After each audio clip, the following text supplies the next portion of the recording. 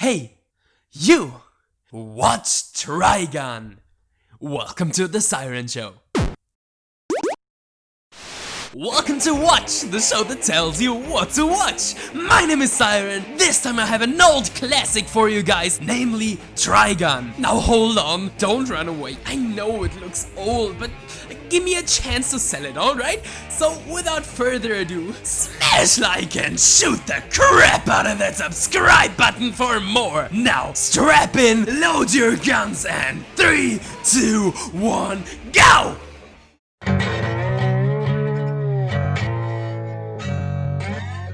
Trigun is set in a mysterious apocalyptic land that's a mix between the wild, wild west and some wild sci-fi. Meet Vash the Stampede, the living typhoon and most dangerous man on the entire planet. The man who ruined thousands of lives, the man who single-handedly destroyed a whole city. Or, you know, that's at least what people think. And they're not entirely wrong, I guess. I mean, he's amazing with a gun. The best, actually.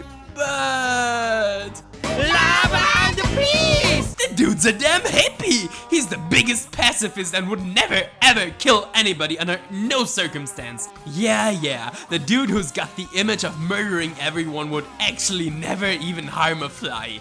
Yep, that's Vash, the biggest goofball you can imagine. Like, imagine Spike from Cowboy Bebop, but fill him up with all the goofiness of all of the Straw Hat pirates from One Piece. I mean, when I say goofy, I literally mean so goofy that people that were looking for him did not believe he was actually Vash the Stampede, despite hanging around him for quite a few episodes and being told so directly. But don't get me wrong, Vash is a badass. Just to put into perspective how badass Vash can be when he's not womanizing or drunk off his ass, the dude literally flicks stones into bullets in mid-air to knock them off path so that nobody dies in a duel. He eventually gets classified as a natural disaster. So yeah, dude's a badass. So how on earth does that fit together? The best gunslinger in the world, but also the biggest pacifist and goofball? Well, it almost feels like his goofball side is just a facade.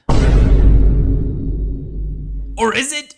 Honestly, I don't know, but there is this other side to Vash, the side that mostly comes out when he's alone by himself, and it paints a very different picture. Behind this image of Vash the Stampede and underneath his goofball facade, there is a man filled with years and years of pain and regret, carrying the sadness he hides from the world. But that's no fun now, is it? Brooding gets tiring, so let's get back to the goofball and his stalkers. You see these two women following him around?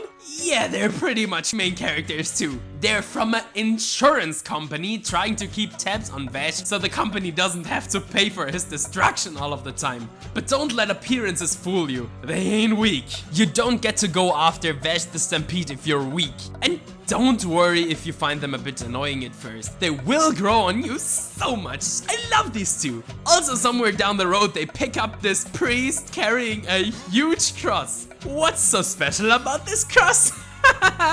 Well, the cross is a goddamn gun holder pew pew bazooka thing. It's amazing. He's also a fantastic character and almost as good a gunslinger as Vash.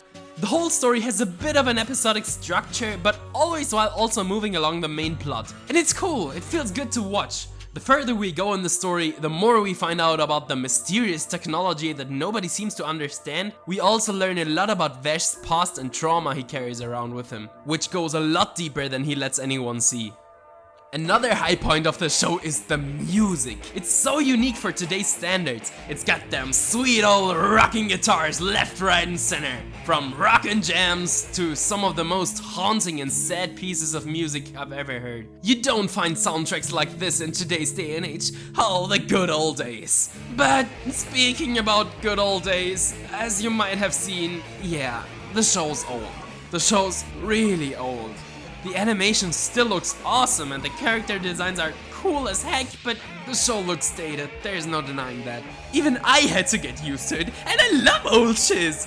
But if you can look past that age, you will find a timeless story with some fantastic characters and amazing development. And if you can't look past that, well then learn to look past that, you idiot! Do you think you can just skip one of the greats? Hell no! This is a classic for a reason. It's fun as fudge and an all-around good time, both in a light-hearted and a dark and depressing way. The worst thing about this show is that it's in 3x4, which, to be fair, kinda sucks. But what did I teach you today? You can look past that. Otherwise you'll miss this! Total slaughter, total slaughter. I won't leave a single man alive. La-di-da-di-di, genocide. La-di-da-di-dud, an ocean of blood. Let's begin the killing time. See? You gotta watch that! I mean, what are you waiting for? Go and watch Trigun! Or like this video and share it with a friend who needs to learn a lesson about looking past shiz and stuff and something about watching Trigun. Shoot that subscribe button for more or I'll shoot you! Don't look at me like that, I'm not a pacifist. And with that being said, I hope you have a fantastic day. Don't forget that madness is our only hope and smile, motherfucker!